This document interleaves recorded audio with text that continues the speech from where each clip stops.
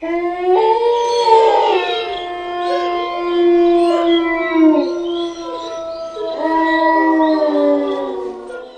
वालेकुम लिसनर्स, क्या हाल है आप सबका। Welcome to my channel.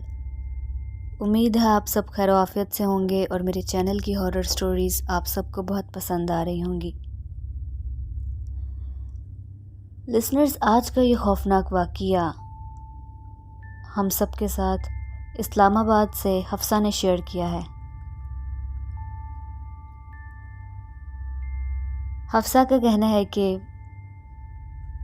वो जिस स्कूल में पढ़ती थी उनको वो बहुत अच्छा लगता था। स्टडी वाइज भी बहुत अच्छा था और वहाँ पर टीचर्स भी बहुत अच्छे थे, बहुत काबिल थे और उस स्कूल के डिसिप्लिन की बात ही कुछ और थी। हफ्सा बताती हैं कि वो बहुत छोटी थी, नर्सरी क्लास में आई थिंक सो उन्होंने उस स्कूल को ज्वाइन किया था। लेकिन ये वाक़या तब का है जब वो 6th क्लास में प्रमोट हुई थी। उन्होंने बताया कि टीचर्स मुझे बहुत पसंद करते थे क्योंकि मैं पढ़ाई में काफ़ी ज़हीन थी और वहाँ पर मेरी बहुत अच्छी दोस्तें थी और हम लोग वेट करते थे कि कब छुट्टी टाइम हो या ब्रेक टाइम हो और हम लोग प्ले एरिया में जाके खेलना शुरू करें। उस स्कूल का स्ट्रक्चर कुछ इस तरह से था कि एक बिल्डिंग थी जो कि गर्ल्स के लिए थी और कुछ फासले पर दूसरी बिल्डिंग थी जो कि बॉयज़ के लिए थी। गर्ल्स की कैंटीन और प्ले एरिया अलग था और बॉयज़ का अलग था। बॉयज़ की कैंटीन भी अलग थी। मेरा जो स्कूल था वो एक सोसाइटी में था और मोस्ट ऑफ़ द टाइम मैंने हमेशा यही देखा था कि वो एरिया सुनसान रहता था। जैसे कि सोसाइटीज़ में होता है कि लोग अपने काम से काम रखते हैं और ज़रूरत के वक्त ही बाहर निकलते हैं और बेसिकली अगर उनको कुछ चाहिए भी हो तो अपने सर्वेंट्स वगैरह को भेजकर वो सामान मंगवा लेते हैं जो उनको चाहिए होता है। और रात को तो हमारा स्कूल बिल्कुल ऐसे हो जाता था और वो सोसाइटी ऐसे हो जाती थी कि बिल्कुल वीरान हो, बिल्कुल सुनसान हो। वहाँ पर जल्दी कोई इंसान नज़र नहीं आता था। हमारे स्कूल में जो गर्ल्स वाली बिल्डिंग थी उसकी बैक साइड पर अरेंज किया गया था। एक तरफ कैंटीन थी, थोड़े फासले पर वॉशरूम था और उससे कुछ फासले पर हटकर पानी वाला कूलर था। जिस वक्त स्कूल टाइमिंग होती थी, ज़ाहिर सी बात है उस वक्त तो इतना फ़ील नहीं होता था क्योंकि हर तरफ बच्चे ही बच्चे नज़र आते थे। लेकिन अगर छुट्टी टाइम हो तो काफ़ी फ़ील होता था। मुझे स्कूल की बिल्डिंग की जो बैक साइड थी मुझे हमेशा से वो बड़ी पुरसुरार लगती थी और वहाँ पर उसी कैंटीन के पास एक बहुत बड़ा आम का दरख्त था। वैसे तो हमारे पूरे स्कूल में काफ़ी दरख्त थे, हरियाली थी, गार्डन भी था एक छोटा सा जहाँ पर सिर्फ टीचर्स को जाना अलाउड था या फिर सीनियर स्टूडेंट्स को। लेकिन वो जो दरख्त था, आम का दरख्त कैंटीन के पास, वो काफ़ी बड़ा था साइज़ में, काफ़ी फैला हुआ था। उसने काफ़ी एरिया कवर किया हुआ था और उसको देख के लगता भी था कि ये काफ़ी पुराना होगा। उसके नीचे एक झूला लगा हुआ था। हम लोग ब्रेक टाइम में वो झूला बहुत ज़्यादा लिया करते थे। तकरीबन मोस्ट ऑफ़ द टाइम हम जब भी फ्री होते थे तो हमारी यही कोशिश होती थी कि हम उस झूले में जाके बैठ जाएं, हम वो झूला ले लें। सुबह स्कूल आते वक्त भी हमारी यही रूटीन होती थी कि अगर मैं या मेरी फ्रेंड्स में से कोई जल्दी आ गया तो हम लोगों ने क्या करना, हमने उसी झूले में जाके बैठ जाना और बातें करनी। मुझे अक्सर उस जगह को देखकर अजीब सी वाइब्स आती थी क्योंकि मैं बच्ची थी, मुझे समझ नहीं आ पाती थी कि मुझे क्या फ़ील हो रहा है, लेकिन मुझे वो जगह बहुत पुरसरार सी लगती थी। लेकिन हैरत की बात यह है कि हम लोग ज़्यादा वक्त भी वहीं पर गुजारते थे क्योंकि वहीं पे कैंटीन थी, वहीं पे वॉशरूम थे और वहीं पर पानी वाला कूलर था, वहीं पर झूले लगे हुए थे। यानी कि ये चीज़ें फ़ासले फ़ासले पर करके थी तो हमारा ज़्यादातर वक्त उधर ही गुज़रता था। वहाँ पर अक्सर लड़कियाँ जो थी वो वॉशरूम में डर जाती थी। वो कहती थी कि हमने वॉशरूम का दरवाज़ा बंद किया है तो ऐसे लगता था जैसे बाहर से किसी ने कुंडी लगा दी है। और हम काफ़ी दफ़ा खटखटाते थे और कहते थे कि दरवाज़ा खोला। हमें लगता था कि शायद हमारी कोई दोस्त है जिसने बाहर से दरवाज़ा बंद कर दिया है, हमारे साथ शरारत कर रही है। लेकिन काफ़ी दफ़ा दरवाज़ा खटखटाने के बाद जब हम लोग दरवाज़ा खोलते थे तो अचानक से दरवाज़ा खुद ब खुद खुल जाता था और हम बाहर जाकर देखते थे तो कोई भी नहीं खड़ा होता था। अब मैंने 6 साल उस स्कूल में गुज़ारे थे और मुझे कभी कुछ ऐसा महसूस नहीं हुआ था अ, या कभी मुझे कोई चीज़ नज़र आई हो, ऐसा कभी भी नहीं हुआ था। लेकिन अचानक ये उस दिन की बात है कि जब मेरे अब्बू ने मुझे लेने आना था और वो थोड़ा लेट हो गए। इस दौरान उस दिन ऑलमोस्ट काफ़ी ज़्यादा बच्चे चले गए थे, यानी कि आधे से ज़्यादा स्कूल जो था वो खाली हो चुका था। जो कुछ बच्चे बचे थे वो फ्रंट पर थे, कुछ प्लेग्राउंड में बैठे हुए थे।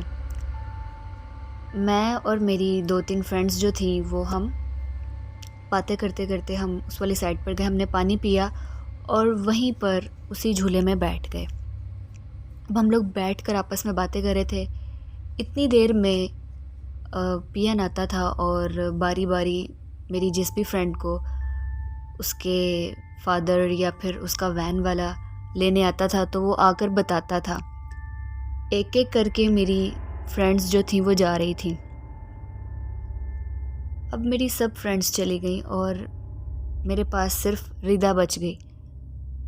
वही मेरे पास बैठी थी और हम आपस में बातें कर रहे थे कि उसको कुछ याद है। उसने कहा कि तुम इधर ही बैठो, मैं अभी आती हूँ। और मुझे ये कहकर वो फ्रंट पर चली गई। शायद उसने टीचर से कोई बात करनी थी।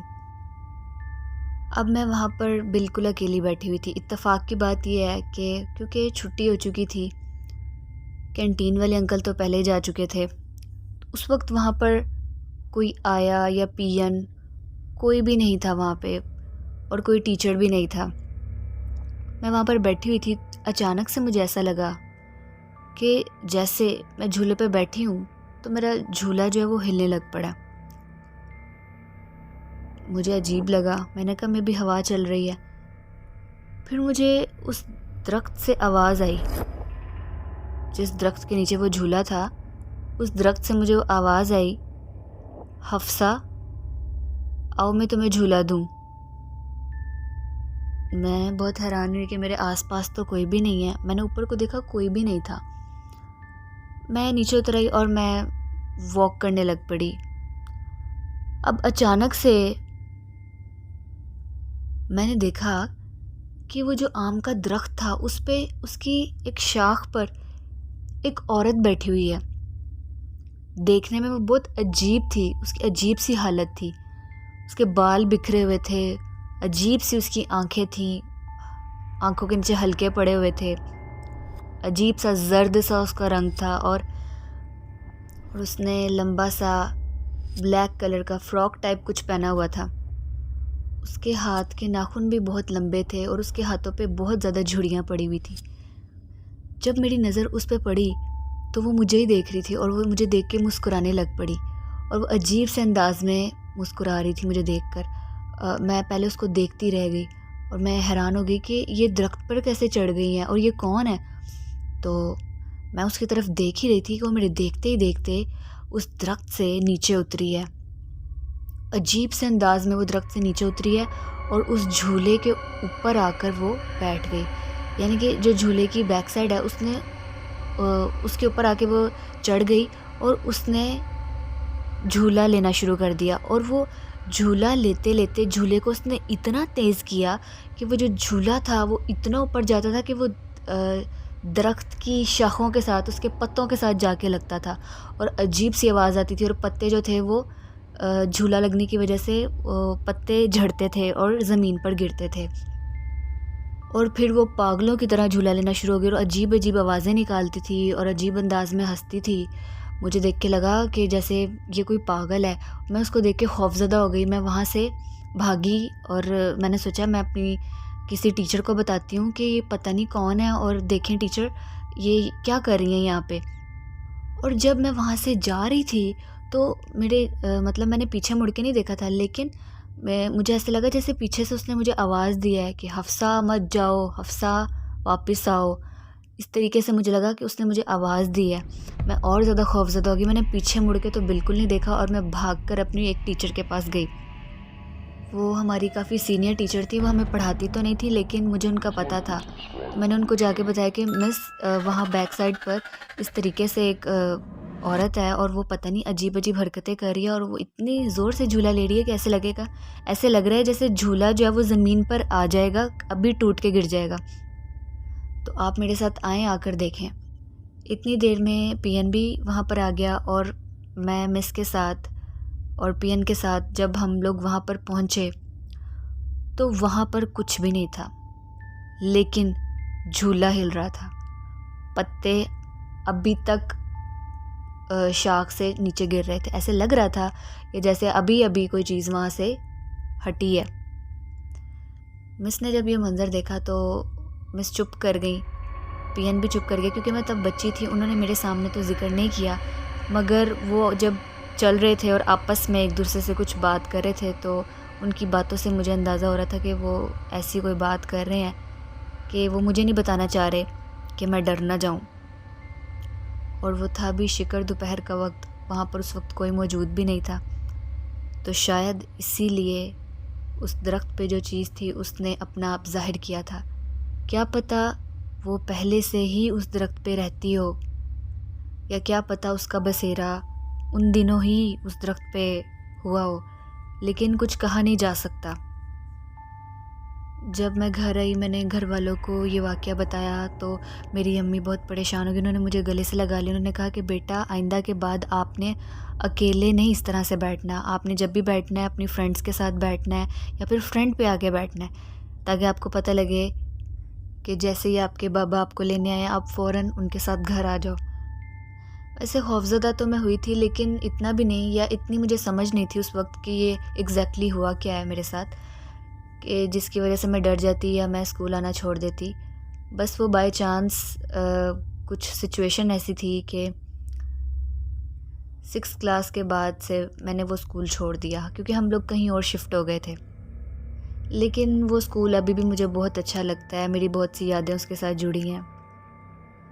कुछ अरसे बाद, काफ़ी साल बाद हम लोग वापस से इस एरिया में शिफ्ट हुए हैं, तो जहाँ हम रहते थे, तो अब मैं अभी भी उस स्कूल के पास से गुज़रती हूँ, उस सोसाइटी में से गुज़रती हूँ, अपना स्कूल देखती हूँ तो मुझे बहुत याद आता है। लेकिन अभी भी मुझे वही पुरसरार फीलिंग्स आती हैं, वही पुरसरार सी वाइब्स आती हैं, क्योंकि वो इलाका वाकई बहुत सुनसान है।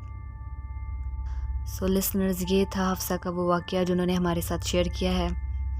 वाकई काफ़ी खौफनाक था। आप लोगों को कैसा लगा है कमेंट सेक्शन में लाजमी बताएं। वीडियो अच्छी लगी हो तो लाइक करें, शेयर करें। अगर आप लोगों को मेरी हॉरर स्टोरीज़ अच्छी लगती हैं तो चैनल को सब्सक्राइब कर दें। आप लोगों के सपोर्ट करने से मुझे मोटिवेशन मिलेगी। आप लोग भी अपने खौफनाक वाक़यात लाजमी मेरे साथ शेयर करें ताकि मैं अपने चैनल पे ऑन एयर करूं। डिस्क्रिप्शन बॉक्स में मेरे ईमेल आईडी पे या फेसबुक आईडी पे आप लोग मेरे साथ शेयर कर सकते हैं। आप लोग अपने वाक़यात मुझसे शेयर करेंगे तो मुझे बहुत अच्छा लगेगा। मज़ीद खौफनाक वाक़यात सुनने के लिए जुड़े रहिए मेरे चैनल के साथ। अपना बहुत सा ख्याल रखें।